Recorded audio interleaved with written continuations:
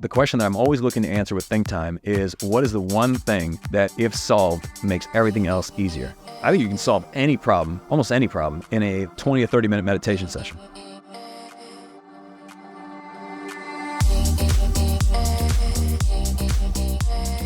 I'm Michael Mogill, founder and CEO of Crisp, the nation's #1 law firm growth company.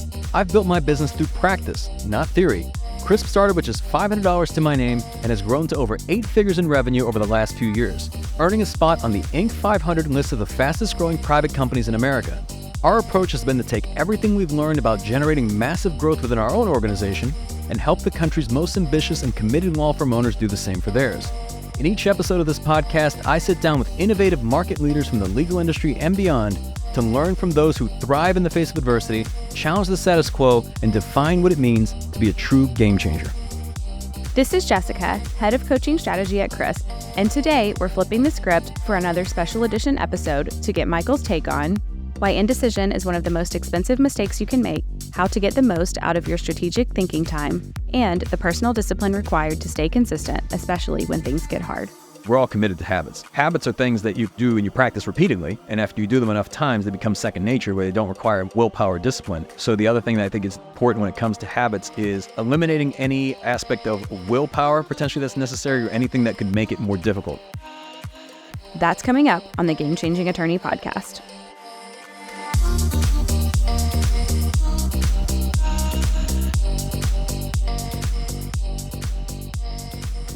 Michael, welcome back. Another Excited one. To be back. Yeah, we were just talking about every day a new gadget. New gadget.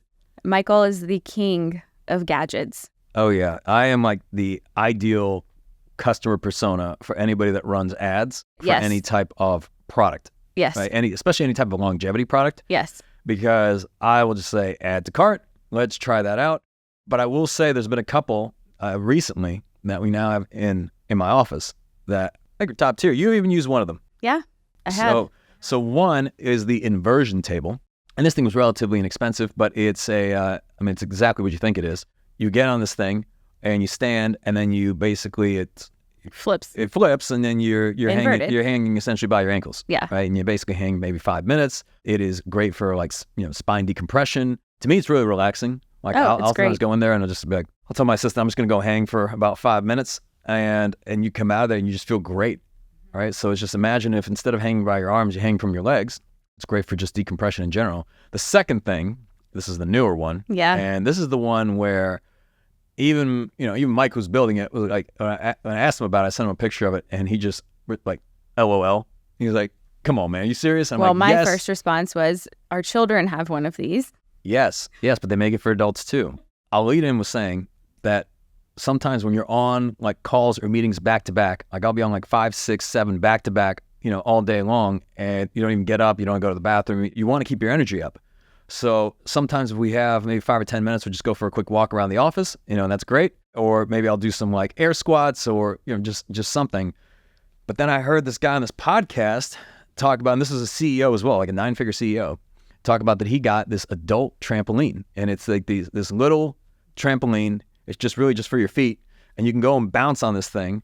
And it's like, I guess some people call it like a rebounder. I think Tony Robbins does this also. He does this backstage when he's speaking before just so it keeps your energy up, keeps your blood flowing. So I'll go bounce on that thing for a few minutes, sometimes like 5 minutes, and man, you are like ready to go. You don't need caffeine. You don't need any coffee, nothing. You just bounce. And then I think between the two, between the inversion table and the rebounder, both which I got on Amazon. And so if you guys message me, I don't have like a preferred brand. I just got the one that had the best reviews. It was the top choice or whatever. These things were around like $100, but they're great. And sometimes you only have a few minutes, but you want to keep your energy up. I'm like, okay, I'm gonna go bounce. Right? If I got at least 5 minutes, I'm like, okay, I'm gonna go hang. So if you guys have any recommendations for things that you've found that have been helpful to you, like particularly, let's say in the office, send them over to us. You can text us at 404-531-7691. And not only can you text us your preferred gadgets and things that you enjoy, like, we've talked about the 8 Sleep. That's been transformational. You can get into things like red light therapy. We got the Juve lights, all sorts of different stuff, right? Especially if you like to try it out. And, some things work great. Other things, you can't tell the difference. Yeah. I will say Cold plunges is the real deal. Sauna is the real deal. Red light therapy, I'm kind of on and off about. I can't necessarily say like you're not going to notice an immediate difference. The inversion table and the rebounder, like you're going to feel that right away, man. First time you use them. Yeah. Pro tip on the inversion table, make sure it's set to the right height. Yeah, that's true. Yeah. I tried to do it right after Michael and didn't work. Yeah, it wouldn't tilt back. It would not tilt back. And I was like, I weigh enough to do this. But yeah, so just check the settings. Yeah. Yeah, and it's safe. Yeah, safe. It's great. In quotes. Yeah. But I'm not liable for any of this stuff. Whether if you get an inversion table or a rebounder and you injure yourself, don't blame it on me, okay? You have to, whatever decisions you make, you got to own those decisions fully, and you are responsible for your own safety. So this is the AMA. You guys submit questions, and then we answer them here on this podcast.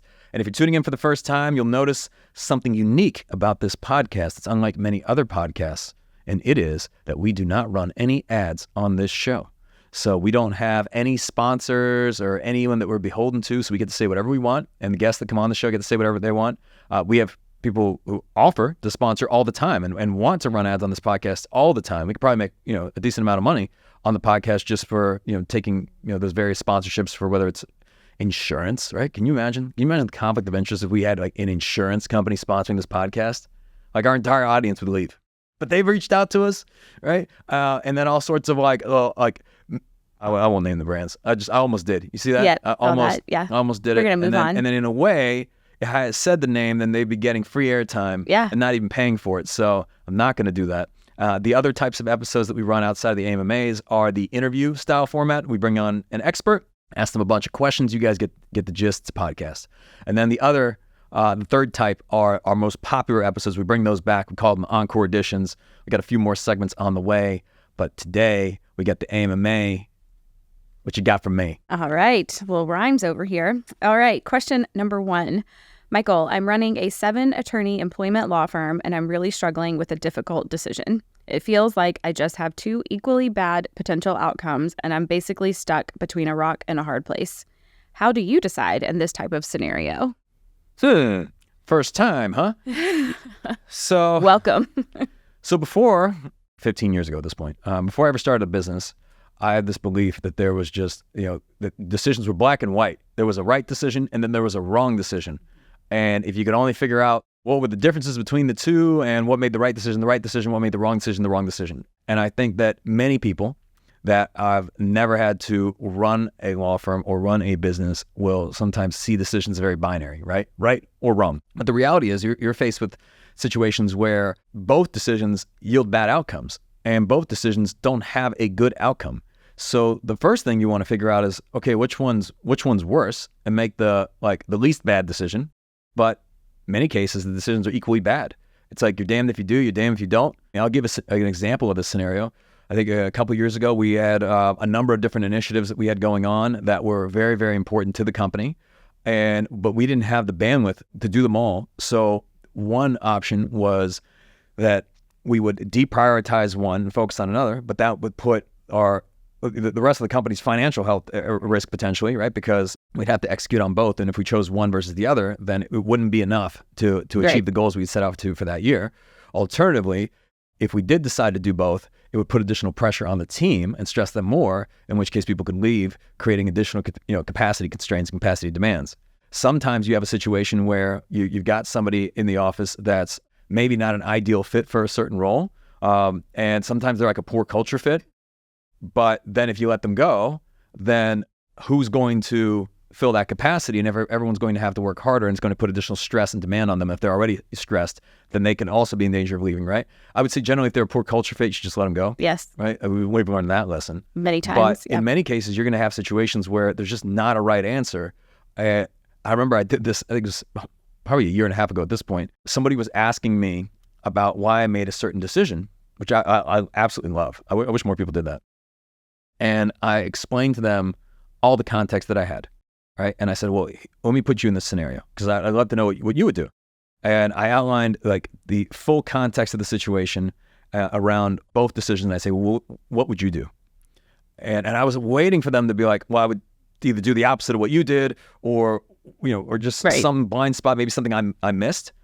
And they turned to me and said, honestly, I don't know. Yeah.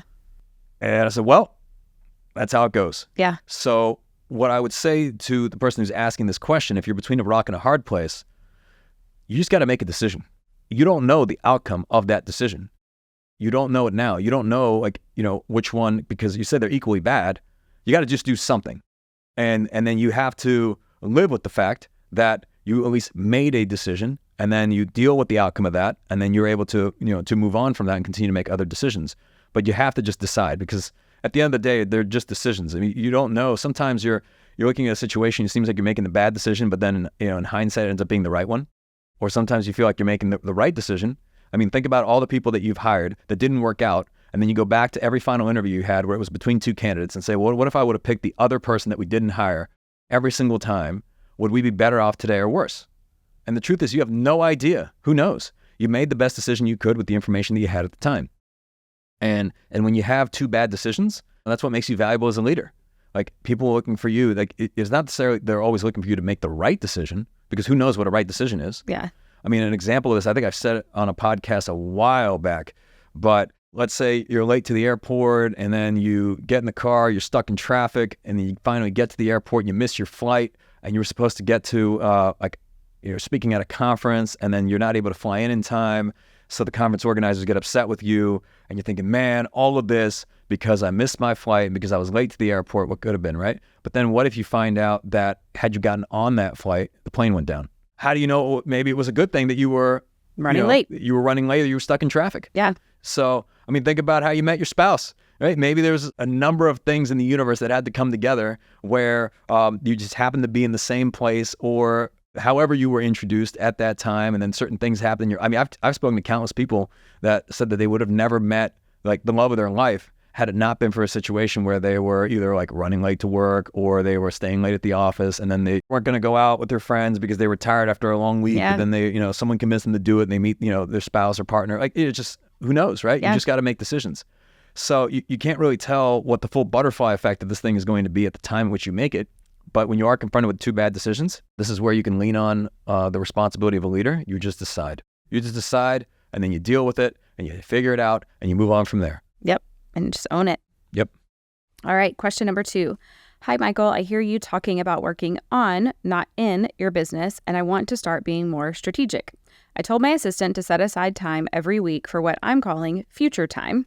It's been great for getting excited about the future of my firm. I'm just wondering, what do you do with your strategic thinking time to be the most effective? Yeah. So we talk a lot about this, about giving time to yourself to think about, the future of the business and how you would work on the business. So if you block out time and then you're sitting there and you think, okay, what do I do now?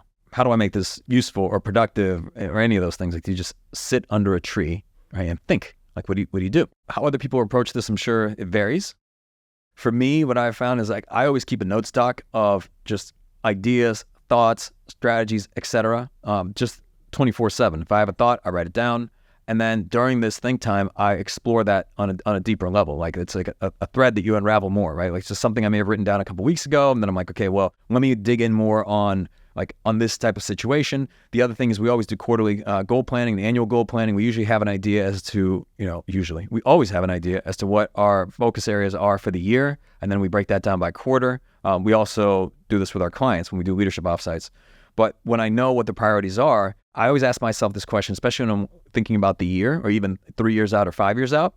The question that I'm always looking to answer with think time is, what is the one thing that, if solved, makes everything else easier? If I come out of that think time with just one outcome, it is to at least figure out, like, what is the one thing that I can do or somebody else can do that, if we do this and we solve this, makes everything else easier, possible, etc. Like, you're essentially trying to identify the constraints, or wherever the bottlenecks are, or or whatever. And it's really spending the time to think about it. Now, for me, I've also found that it's helpful to take think time and use it as like meditation time.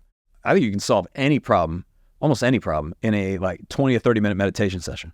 Like, just because you can focus on that, and you can think about, what are the different ways I could approach this. Another thing I've been using just probably over the past year has been AI. It's been great. It's a great back and forth tool, especially once you've built up enough context and you provide enough information and data and so on, and it starts to really know you.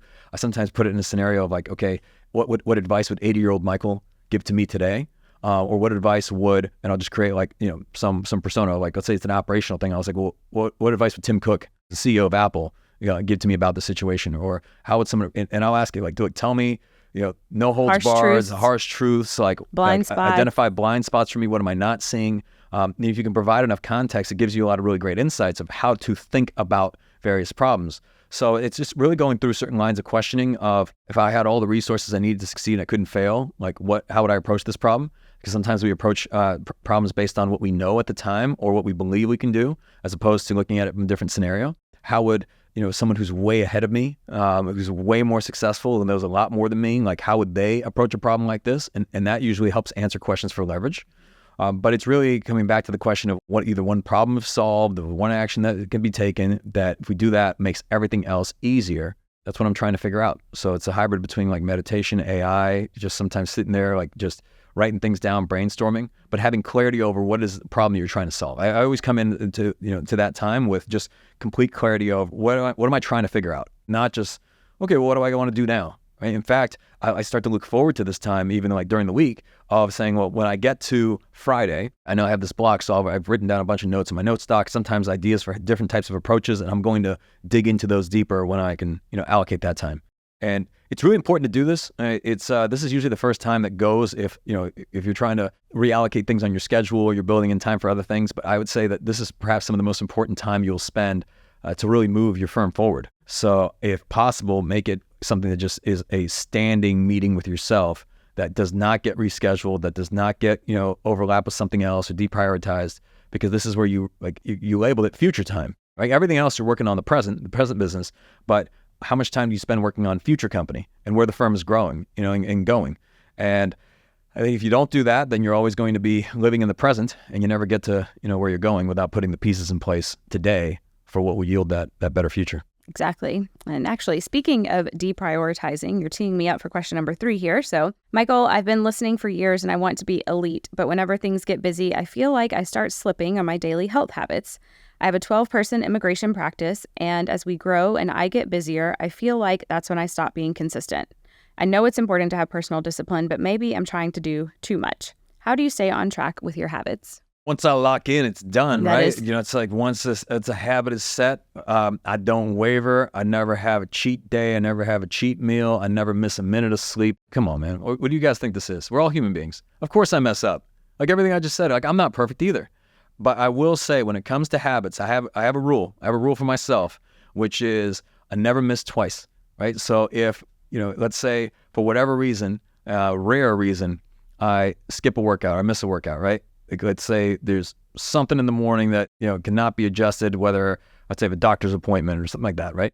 I don't allow that to roll into 2 days missed. Right. Because I think that once that happens, then you immediately lower the standard for yourself. And I fear it's in danger of losing that habit entirely. The other thing is, a lot of times I stack the habits. So it's, in a way, I build a lot of my schedule. Someone's going to say, it must be nice, but guess what? You can do it too. And you can do it because it's free. Essentially, I know some of the most important habits that I want to keep, which is sleep, of just ensuring sleep consistency, because I know that if I don't get that right, it's going to compromise me in every other area of my life. So if I'm not sleeping well, if I'm not getting enough hours of sleep, then I'm going to not be as great of a leader. I'm going to make poor decisions, etc. I'm just not going to be able to, come in to the office in peak state. I already block out, this is when you go to bed, this is when you wake up in the morning. Like that is the same. Yep. It's the same every single day. It's even the same on the weekends now. Right? Because that sleep consistency is really important to sleep quality. Then the other thing is that I aim to get a lot of so-called like personal health habits done before the day really starts. So when you're up at 5 a.m., you have an opportunity to get your steps in, you have an opportunity to get your workouts in, you have an opportunity to do, just whatever it is for the day. And you can do that before the day starts, before everybody else wakes up, before you start getting texts, emails, that sort of thing. I used to, as soon as I'd wake up, I'd get on my phone and the Slacks and the emails and all that stuff and just get immediately to work. But I found that I could give myself a bit more space now, and I'll spend the first couple hours, because again, it's 5 a.m. Right. Of just, let's focus on this, like let's be fully present for the health stuff and lock in with that. So then once that's done, you build respect with yourself by honoring your commitments to yourself. Once that's done, I'm ready for the day, and you can get after it. The other thing I will say is that you think about the habits. I mean, we're all committed to habits, right? You can have good habits and you can have bad habits. Sometimes people have a habit of they go out drinking every Friday night and Saturday and Sunday. Like that's the habit and they stick to it. And then there's people who wake up every morning and go for a run. That's also a habit that they stick to. So habits are things that you do and you practice repeatedly. Yep. And after you do them enough times, they become second nature where they don't require, willpower, discipline. So the other thing that I think is important when it comes to habits is eliminating any aspect of willpower potentially that's necessary or anything that could make it more difficult. So for me, when it came to eating well, if you have to figure out what you're going to eat for breakfast and what you're going to eat for lunch and what you're going to have to eat for dinner every single day, that can create a lot of decision fatigue, as opposed to already planning out your meals for the week and knowing exactly, okay, I already know what I'm going to have for breakfast, lunch, and dinner, et cetera. And like, here's what I have when I'll have a little protein snack, something like that. Like you have all that mapped out. Now you don't have to think about it. No different than trying to think what's another, like even the clothes you wear. All right, I've got 100 of these shirts in all sorts of different colors. I got a blue one, I got a black one, I got a white one, I got a gray one, I got a military green one, etc. Just grab a t-shirt and go. You get, grab it and go, right? And then I've got all our crisp shirts, of course, but you don't have to make so many decisions all the time because the more of those you have to make, you already have all decisions that you've got going on personally and then everything in the business and so on. So one less decision that you have to make on a repeated basis is just reduces the energy and willpower that's required. But there's an app that I've used, I think you use it as well. I love it. Streaks. Yeah. Streaks, it's an app in the App Store, and you can set in there, okay, is this something you do daily? Let's say you do it just on weekdays, or you could say you do it three times a week, 5 times a week. And there's some in there, like the gratitude texts I've been doing. So every morning I'll send a gratitude text. I'm at over 300 of these now. Yeah. So I've been doing these consistently. Every single day I send these things out, and I don't want to break that streak. Because even on the Peloton, I'm coming up on something wild. I think it was like 300 weeks straight. And every week I look at it because I don't want to break the streak because then I got to start all over. Yep. So Jerry Seinfeld used to talk about this is how he became such a great comedian. Every day he'd always write new jokes, right? And he'd cross it off on the calendar. And some of the jokes were really, really bad, and they've never made it to a live show. But it's just the habit of every single day writing. Jesse Cole also talks a lot about this, who's been on our podcast and also spoke at our summit. He's the owner of the Savannah Bananas. And he said every day they're brainstorming new ideas because every show is a new show. And it's a muscle and a skill that you build. So like every time he's got notebooks full of like new ideas that he's written down and new things that they can try. Not everything makes it obviously to a live show, but by practicing that muscle, you just become more creative. It's really where, prioritizing what those habits are and your commitment to them. James Clear wrote a great book, Atomic Habits. If you like to dig into this even deeper, the easiest way to do things, like if you want to make sure you never miss a workout, it's do it first thing in the morning. And if you want to make sure you miss a ton of workouts, it's do it after work. Yeah, because something will always come up. Something comes up, you'll work late, you're tired, you just don't feel like it. So before the day happens, you can knock out a lot of those habits that keep you, on track. And then if you've got the sleep handled and you got the nutrition handled, you're all good, man. You've done probably the 90% of it all. Everything else is supplemental to that. And then take creatine.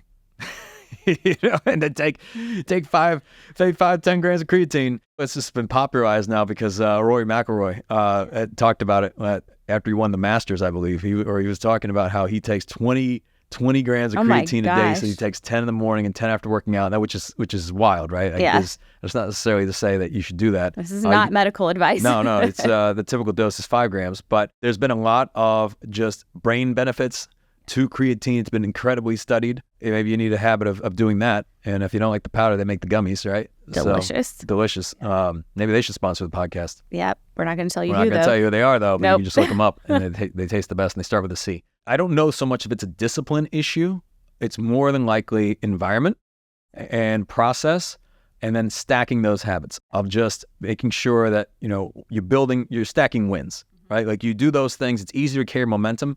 Like, so for example, I hate, getting in that cold plunge every single morning. Like this morning was pretty chilly out. I knew the chiller goes to 39, and when it's even colder outside, I'll look at the temperature. It's 36, 35. And I'm like, oh man, this is going to be extra chilly today. I may have done this 300 days in a row, but it doesn't matter. When you're getting in, it's miserable.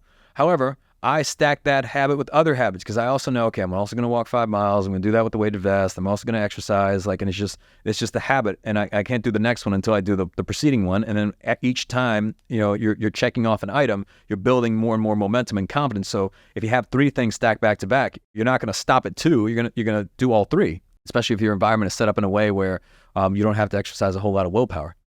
So I would build your day around it.